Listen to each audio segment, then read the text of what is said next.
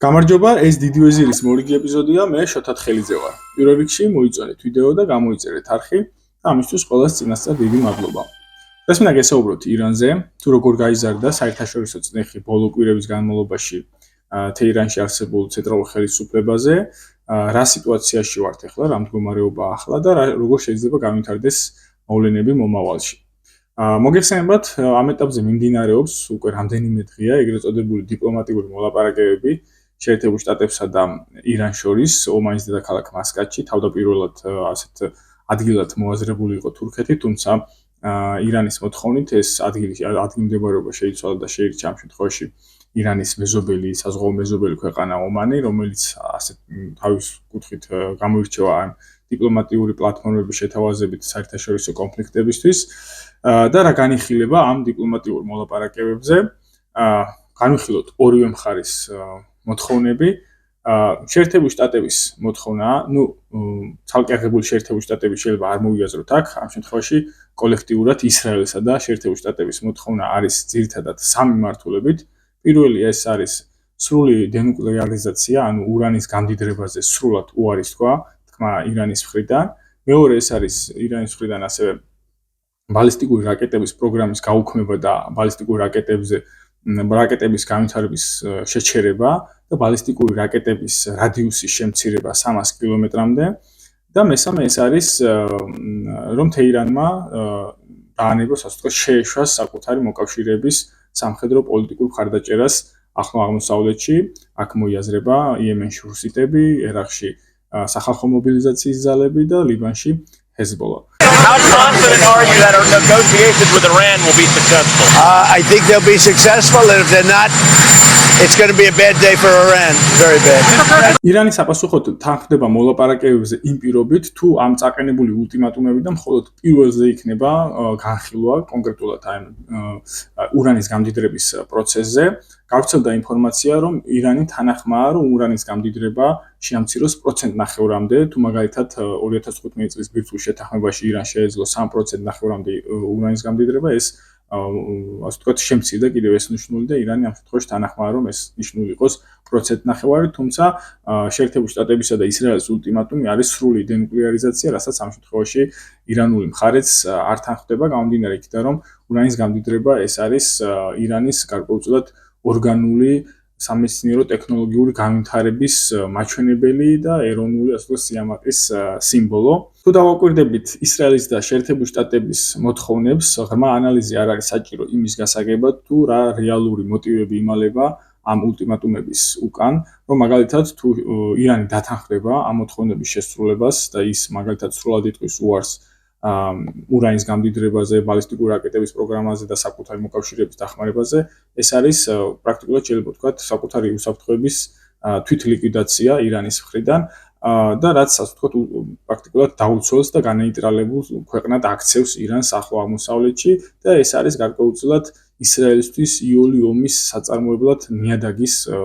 შექმნა, მომზადება, რომ მაგალითად გასული წლის 12 დღიანი ომი თუ არ აღმოჩნდა ისეთი ეფექტური და წარმატებული და მიზანზე ორიენტირებული, მომავალში ასეთი თავდასხმა ისრაელის მხრიდან, რომელიც შეიძლება იყოს ტანდემში შეერთებულ შტატებთან, ეს ომი იყოს უფრო ეფექტიანი და მიაღწიოს იმ მიზანს, რა მიზანიც ამოძრავებს ამ შემთხვევაში როგორც ისრაელს, ასევე შეერთებულ შტატებს და რაც გამოიხატება ირანში ხელისუფლების შეცვლით და საკუთარი, ასე ვთქვათ, გეოსტრატეგიული და გეოეკონომიკური მიზნების მიღწევით, როგორც ახლო აღმოსავლეთში, ასევე გლობალურად. მე არაერთ დიდი ვეზირის ეპიზოდში ვისაუბრე, თუ რა არის, ასე ვთქვათ, ეს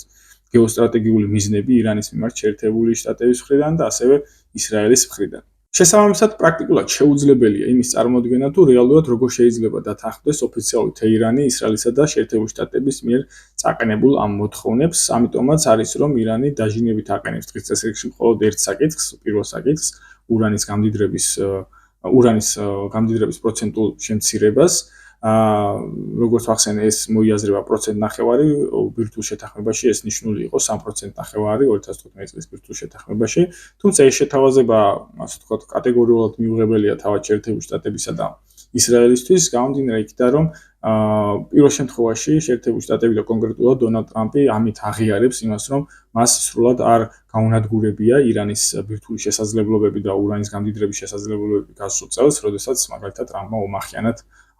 განაცხადა 12-დღიანი ომის შემდგომ, რომ ეს მოახერხა, როდესაც შეერთებულმა შტატებმა დაბომბა ირანის 3 ბირთვული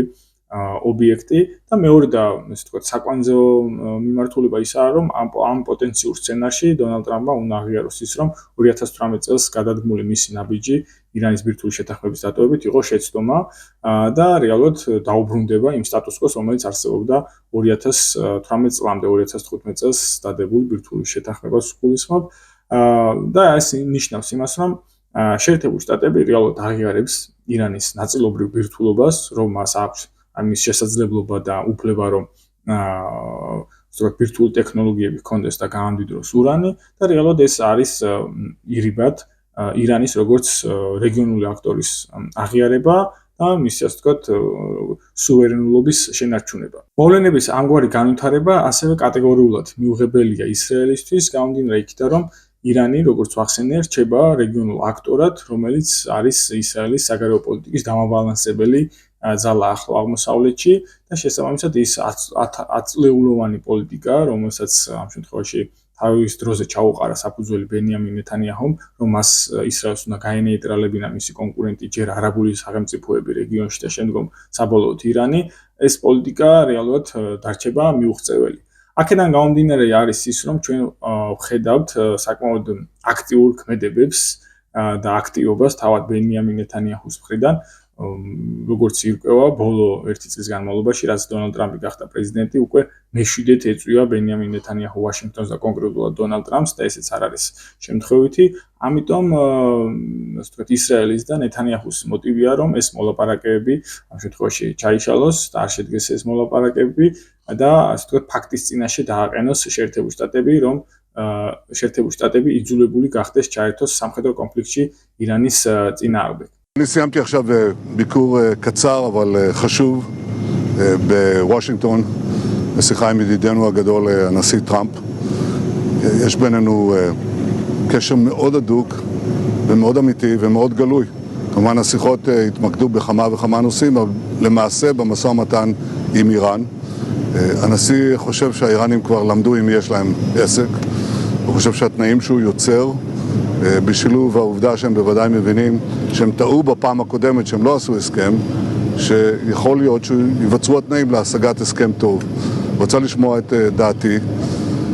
אני לא אסתיר מכם שאני הבעתי סקפטיות כללית לגבי טיב הסכם כלשהו עם איראן, אבל אמרתי שאם אכן יושג הסכם, אז הוא חייב לכלול את האלמנטים שהם חשובים מאוד מבחינתנו, מבחינת ישראל, דעתי לא רק ישראל, זאת אומרת, זה לא רק הגרעין, זה גם הטילים הבליסטיים, זה גם השלוחים האיראנים. זה מוצתה השיחה, הייתי אומר, אם כי גם נגע כמובן גם בעזה וגם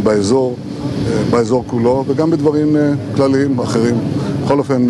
שיחה נוספת עם ידיד ענק של מדינת ישראל שלא היה כמותו. תודה רבה לכם. ზოგადად როგორც შეერთებული შტატებისთვის, ასევე ისრაელისთვის პრობლემას წარმოადგენს არა ირანის ბირთვულობა, არამედ თავად ირანი როგორც სუვერენული სახელმწიფო, რომელიც დამოუკიდებლად განკარგავს საკუთარ შიდა და საგარეო პოლიტიკას. ზოგადად რომ ვახსენოთ და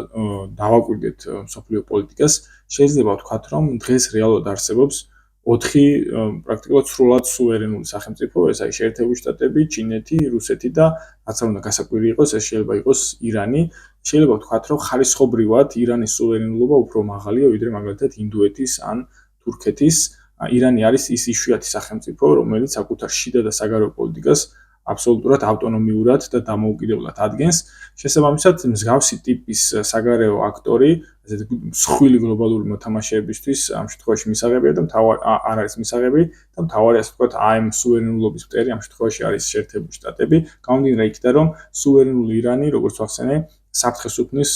ისრაელს და აბალანსებს მას რეგიონში, რომ მაგალითად, როგორც ვახსენე, ისრაელმა არ განახორციელოს ის, ასე ვთქვათ, დაუბალანსებელი საგარეო პოლიტიკა რეგიონში, რომელსაც ის ბოლო 10 წლეულებია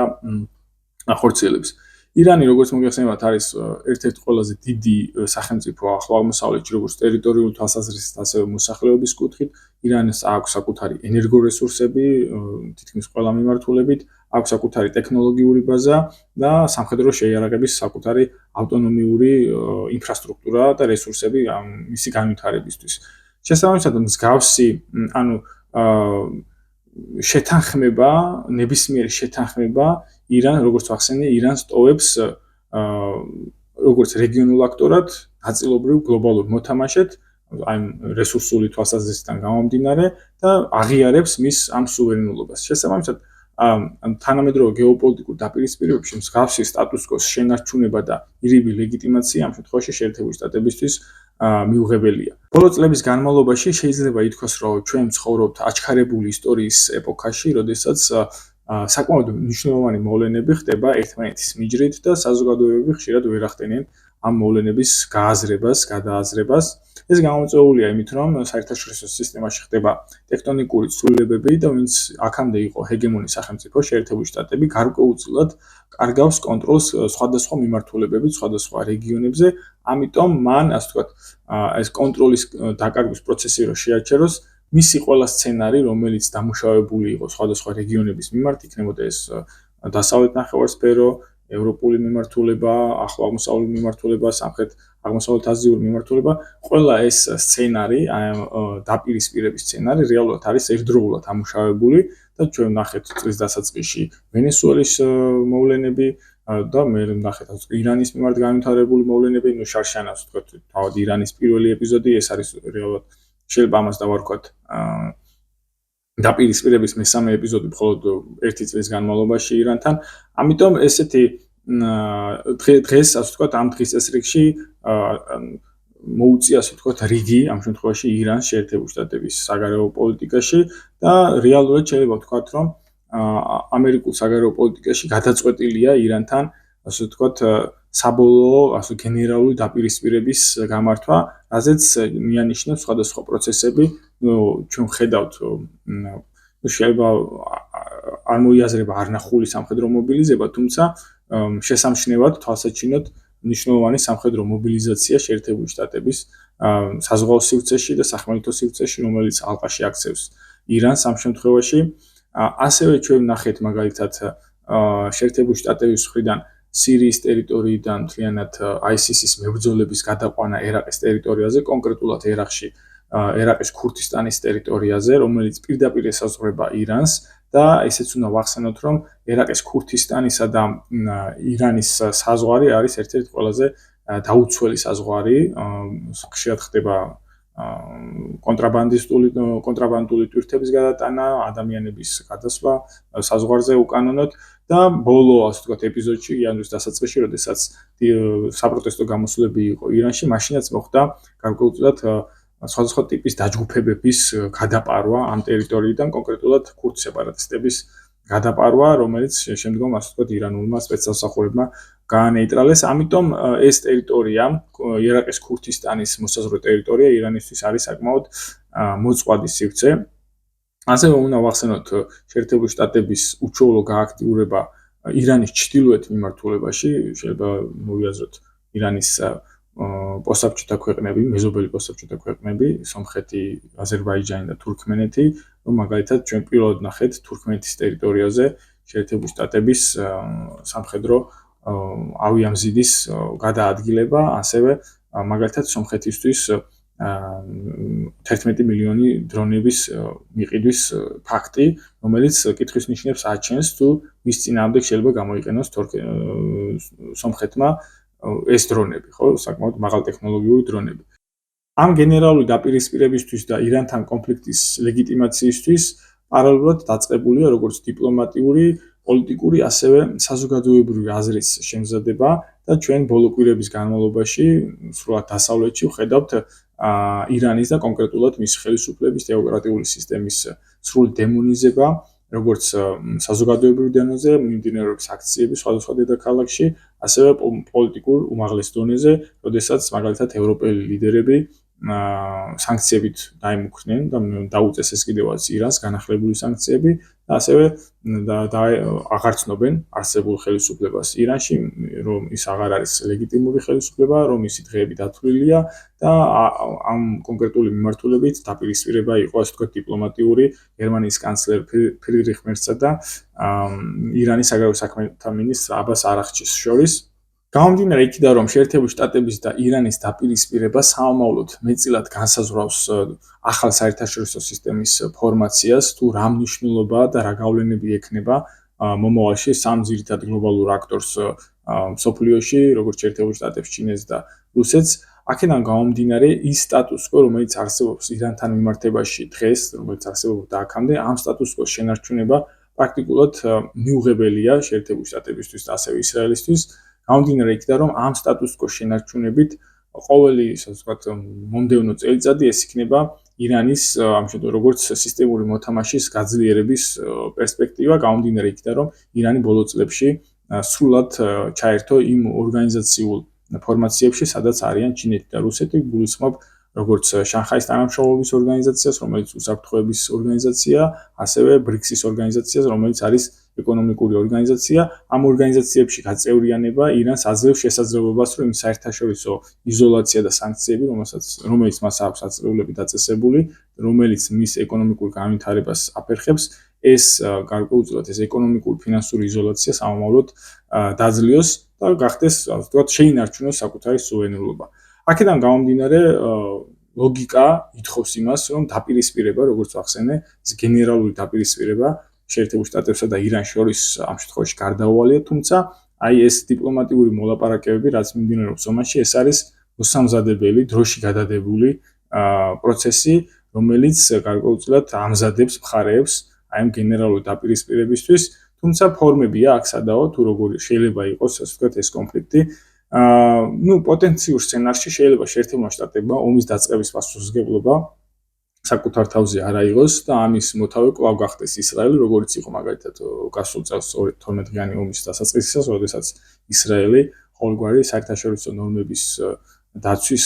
გარეშე თავს დაესხა ამ შემთხვევაში ირანს და ეს პასუხისმგებლობა კვლავ ისრაელმა აიღო. შეიძლება ამაზეც ისაუბრა ბენიამინ ნეთანიაჰუმ, როდესაც ის ეწვია ვაშინგტონს რამდენიმე დღის წინ და შემდგომ, ასე ვთქვათ, როგორც ისრაელის მხარდასაჭერად ირიბად ჩაერთო შეერთებული შტატები კონფლიქტში, თუმცა შეიძლება ეს კონფლიქტიც არ აღმოჩნდეს იმ ფორმის, როგორც ჩვენ წარმოგვიდგენია, მაგალითად სრულმასშტაბიანი ომი, რომელიც დროში გაიძელება, ამის ფუფუნება რეალურად არც ისრაელს და შეერთებულ შტატებს აქვს. შეიძლება ეს იყოს გარკვეულწილად ჰიბრიდული სცენარი, რომელიც შეიძლება გაწერილი იყო იანვრის დასაწყისში, როდესაც დაიწყო საპროტესტო გამოსვლები, რომ შიდა არეულობებს უნდა გამოეწვია სახელმწიფო ვერტიკალის ჩამოშლა და ამას მოყვებოდა გარკვეულწილად ეს სამხედრო ინტერვენციები, როგორც შეიძლება ვთქვათ ისრაელის მხრიდან, ასევე შეერთებული შტატების მხრიდან. დაახლოებით იგივე სცენარი შეიძლება განვიხილოთ, რომ მაგალითად მოხდეს წერტილოვანი დარტყმები, როგორც მოხდა 12-დღიანი ომის დროს სამხედრო გენერალიტეტზე, პოლიტიკური გადაწყვეტილების მიმღებ პირებზე და პარალელურად ამოქმედეს როგორც შიდა დივერსიული ჯგუფები, ასევე სეპარატისტული დაჯგუფებები, ქურთების, ბელუჩების სახით, არაბების სახით და ეს იყოს, ასე ვთქვათ, ჰიბრიდული შეტევა ირანზე. შეიძლება ეს მანდამაინც არ უნდა, ასე ვთქვათ, განვიხილოთ ის, რომ თვითონ თეოკრატიული სისტემა რაც არსებობს, მას შეწყვიტოს არსებობა, თუმცა მსგავსი ტიპის თავდასხმამ შეიძლება დაასუსტოს ეს ირანი, როგორც ეკონომიკურად, ასევე ენერგეტიკული თვალსაზრისით, მან ვეღარ შეძლოს საკუთარი ენერგორესურსების გაყიდვა ჩინეთში და ასე ვთქვათ, სტატუს-კვო რაც არსებობს დღეს, ის სტატუს-კვო აღარ იქნება. თუმცა ეს სცენარი საკმაოდ მაღალ რისკებს შეიცავს, როგორც შეერთებული შტატებისთვის, ასევე ისრაელისთვის, გამომდინარე იქიდან, რომ გასული წლის 12-დღიანმა ომმა აჩვენა, რომ ირანს აქვს შესაძლებლობები, რომ გასწიოს არა მარტო წინააღმდეგობა, არამედ საკმაოდ, ასე ვთქვათ, მნიშვნელოვანი ზარალი და პრესტიჟული ზიანი მიაყენოს შეერთებულ შტატებს, როგორც საკუთარი ბალისტიკური რაკეტების მეშვეობით, ასევე საზღვაო სანაოსნო მიმართულებით, სადაც, ასე ვთქვათ, ყოველდღიურად ხვეთს საკუთარ ტექნოლოგიებს ირანი და შეიძლება ის შედეგი, რაც აქვთ ამ შემთხვევაში გათვლილი ვაშინგტონში და თელ-ავივში, ის შედეგი საერთოდ იმ შედეგით არ დასრულდეს ეს დაპირისპირება. ასევე უნდა აღვნიშნოთ ისიც, რომ ირანი ამ შემთხვევაში შეიძლება არ აღმოჩნდეს მარტო ამ დაპირისპირებაში, უკვე გამოიცა ეგრეთ წოდებული ფატვა ირანში, რომ თუ კი მოხდება თავდასხმა მაგალითად აიათოლაზე, მაშინ ყველა შიიტის მოვალეობა იქნება, რომ წინააღმდეგობა გაწიოს იმპერიულ ძალებთან და დაიწყო კიდევაც მობილიზება ირანის მოკავშირე დაჯგუფებებში, იქნება ეს ერაყში სახალხო მობილიზაციის ძალები, ასევე ჰუსიტებაც განაცხადეს, რომ ნებისმიერი თავდასხმა ირანზე იქნება აღქმული თავდასხმა ჰუსიტებზე და რომ მაგალითად ორგანიზაცია ასარალა სხვადასხვა სურპრიზებს პირდება ამერიკულ, ასე ვთქვათ, საზღვაო ძალებს და ასევე აქტიურად, ასე ვთქვათ, მსგავსი ტიპის მზაობა გამოთქვა ლიბანურმა ჰეზბოლაც. გამომდინარე იქიდან, რომ თუ კი პოტენციურ სცენარში ირანი დამარცხდება ამ დაპირისპირებაში, პრაქტიკულად აზრი ეკარგება, მაგრამ განწირულები არიან ეს მისი ირანის მოკავშირე ძალები რეგიონში, გამომდინარე იქიდან, რომ ირანის გარეშე მათ წინააღმდეგობის გაწევა შეერთებულ შტატებსა და ისრაელის მიმართ პრაქტიკულად წარმოუდგენელია. დღეისათვის სულ ეს იყო, შეგახსენებთ, რომ მოიწონოთ ვიდეო, გამოიწეროთ არხი. ეს დიდი ვეზირია, მე შოთა თხელიძე ვარ, დროებით.